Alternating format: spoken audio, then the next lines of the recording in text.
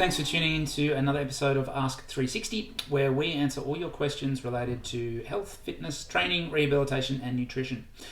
Our question this week comes from James, who asks, when performing squats, is it safe to move the toes over the knees? Now, this is one of those, commonly held beliefs or, misconceptions regarding exercise, in that if you squat with the knees coming over the toes, that places excessive pressure on the knees and is therefore harmful. So when we squat, we essentially have movement occurring at three main joints. Now, there's a lot of movements occurring throughout the body when we perform a movement like a squat, but we're primarily moving at the ankle joint, which is depicted here. Obviously, it's a lot lower down, but we'll take this as being the ankle, the knee joint, and then the hip joint at the top. And we can change the relative amounts of movement occurring at those joints by altering the way that we squat.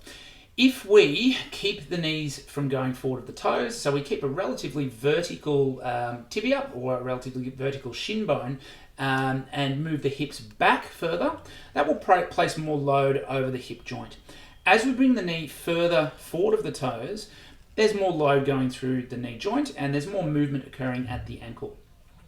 So when the load is increased at the knee joint, we do get a relative increase in stress, both at the patellofemoral joint, which is where the kneecap articulates with the thigh bone, and also at the actual knee joint or the tibio-femoral joint, where the thigh bone articulates with the shin bone. Now, when we talk about stress in terms of adaptation to exercise and rehabilitation, it's all relative. So there's not necessarily anything such as a good stress or a bad stress. It's just an optimal stress for the task that we're performing and the goals of that task. So if we have someone that has a sensitized knee joint, then they may not tolerate that movement forward of the knee over the toes. And so for at least for a certain stage in their rehabilitation, we may have to perform the squats with the knees remaining back from the toes and biasing that movement at the hip joint.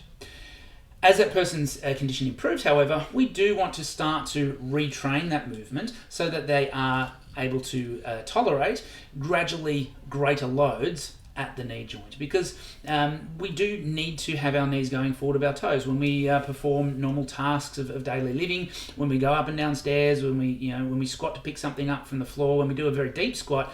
That has to be done with the knees coming forward of the toes, and so it is important that we do retrain this tolerance. And sometimes if someone has had a knee injury or some soreness in the knee, they may modify the way that they move, which may be an appropriate strategy for a certain period of time, but if we stick to these strategies, we may actually lose capacity through the knee joint to actually tolerate those normal forces that we need for our everyday lives and for our activities of athletics.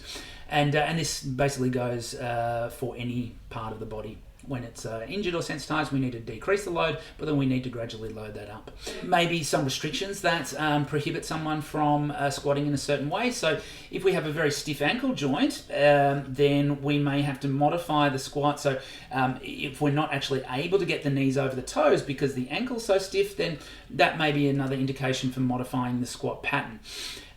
If we want to bias the hip musculature, so if we want to target the gluteals and hamstrings, then we can do so by placing more load through the hips, and that will also require more of a squatting pattern that has a vertical shin bone and moving the hips back. And this is what we see in a typical powerlifting squat.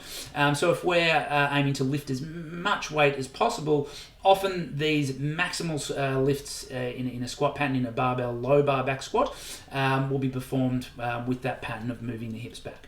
However, if we want to target the quadriceps, either for rehabilitation purposes or for body composition purposes, if we're looking to add increased lean muscle mass specifically to the muscles at the front of the thigh, then we really do need to get the knees forward to maximally stress this particular muscle group. So it's all relative. It's all relative to the individual, as with anything in exercise. So certainly don't be afraid to move the knees forward of the toes. It's a natural movement pattern, but there may be some indications where we have to modify the squat. Thanks for watching, everyone. Look forward to getting more of your questions. Have a great day and get your squat on.